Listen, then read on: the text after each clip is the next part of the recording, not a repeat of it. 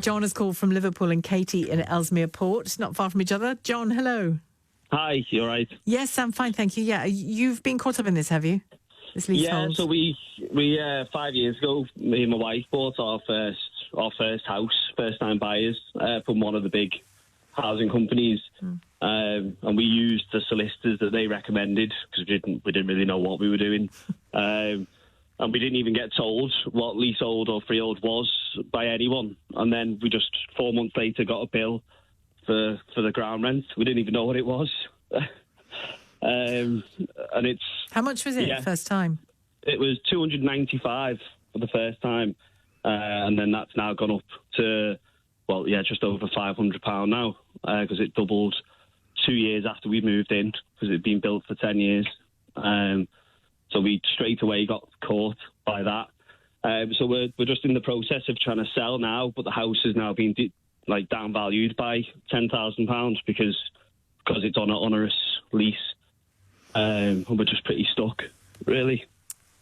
And that's it's the increase to £500 is per how often is that expected to be paid? So it's meant to be. So we have to pay that every year, and it can change every 10 years. It doubles. So it's just over 500 now. So in 6 years' time, 7 years' time, it's going to be 1,000 a year. Which on your mortgage is money you'd quite like to be using to pay down your mortgage, I guess. Yeah.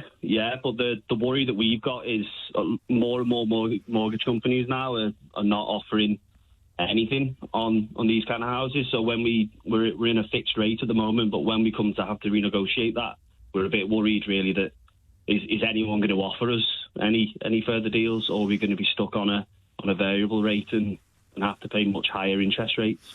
Well, I mean, you must be listening to what my two previous guests had to say with great interest in that case, because if, as that campaign group we spoke to was suggesting was the right thing that should happen, is you should get a full refund for all of this and it should just stop.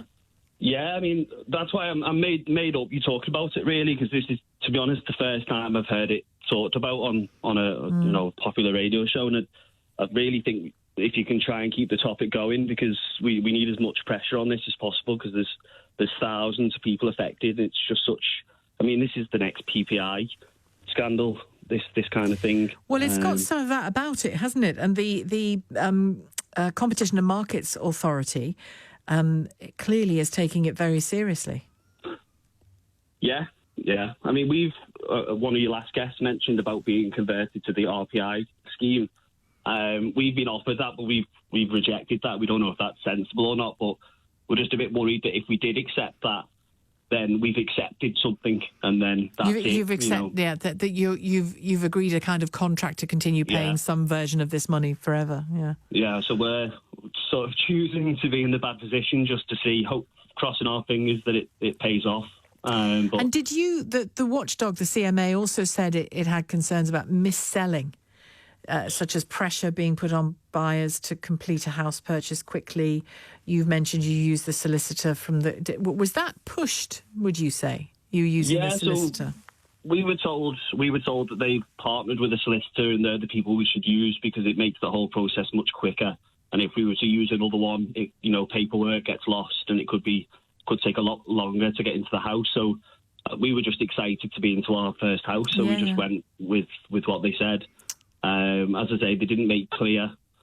We can't really remember if they said it's a leasehold, but no one ever made clear what it was. But you were very young and didn't know the difference between a leasehold and a freehold. Yeah, we were 18, so we just didn't have a clue what was happening with it. God, you bought a house when you were young, didn't you?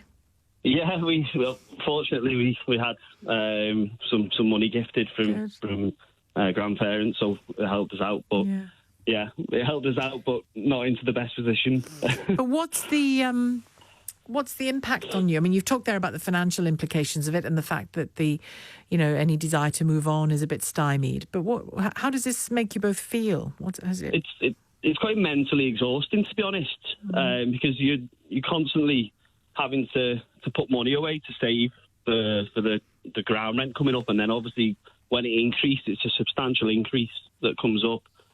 And just the idea that, I mean, it's not the biggest house. It's just a a 2-bedroomed house that we bought, and Your one of those starter is a house, boxer room. Yeah, so we're now at the stage where we want to start a family, and it's just not big enough for that. But we're now thinking, how do we move? Because we can't.